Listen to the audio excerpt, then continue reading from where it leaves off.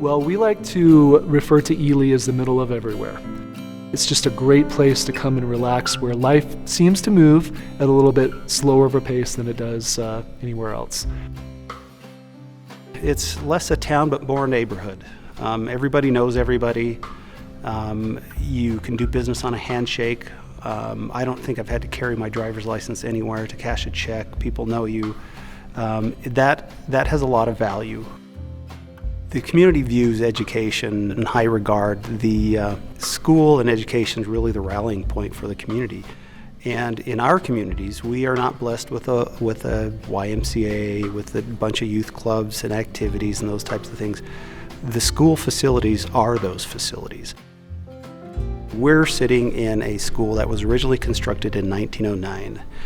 Our White Pine Middle School was originally constructed in 1913. That school is older than all four sets of my grandparents, and it's got an amazing amount of character and spunk and spirit, but it is definitely on its last legs as far as a school facility goes. At White Pine Middle School, I'd say the biggest issue that we need to deal with right away is that of accessibility for some of our students with disabilities. You can see there's stairs like this with the metal gauge and concrete throughout the exterior of the White Pine Middle School. But over here to my left is the only ADA access to this facility, and it comes into the ground floor. There is no ADA access to the other two floors that are in this facility. In order for families and students with disabilities to access the office, they have to go over this ramp, through the library, through the hallway, and then gain access to the office. So our most physically challenged students have the longest path to traverse in order to get services through the administrative office. We've multiple times had to move those hallways around to accommodate students. So an entire grade level might move from second floor to first floor to accommodate a sixth grade student. The following year, when that student's in the seventh grade, we move the seventh grade down, the sixth grade somewhere else. So those movements are definitely challenging. Well, the main concern from a facility perspective here at David E. Norman is the sprinkling system. And in our mass gathering areas where we have, this is the lunchroom. All the kids come here, the 300 plus kids come here for lunch. If there were to be a fire somewhere in the facility, there is no sprinkling system that would extinguish the fire. So it puts the students and staff somewhat at peril in the event that there is some sort of catastrophe here. The cost of reconfiguring some of those lines, it really is cost prohibitive. So in the event of a catastrophic fire, it's a real problem that we don't have that done.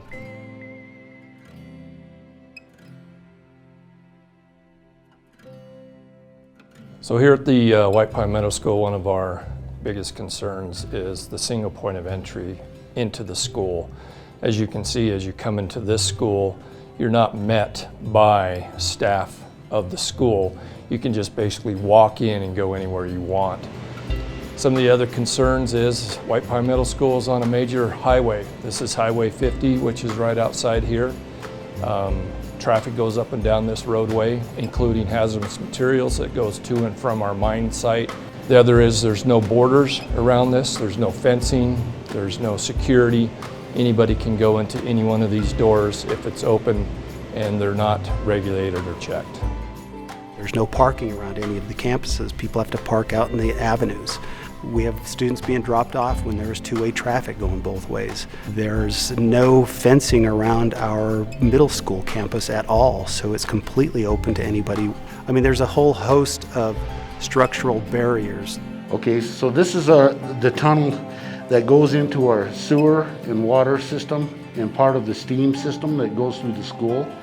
And this is what a person has to go through if you have any leaks. Well, our vision in the school district is to create world-class learning conditions for our students, to really meet that mandate that we've created for ourselves. We need a school that embodies that mindset. We know that the quality of the facilities affects learning. It affects attitudes, it affects employee absenteeism. So having a more modern, up-to-date facility would be beneficial to students and staff in education. I've been trying for over 2 decades to figure out how do we raise the money in order to give these kids what they should have, because having schools that were built prior to World War I, it's not in the best interest of our kids in education.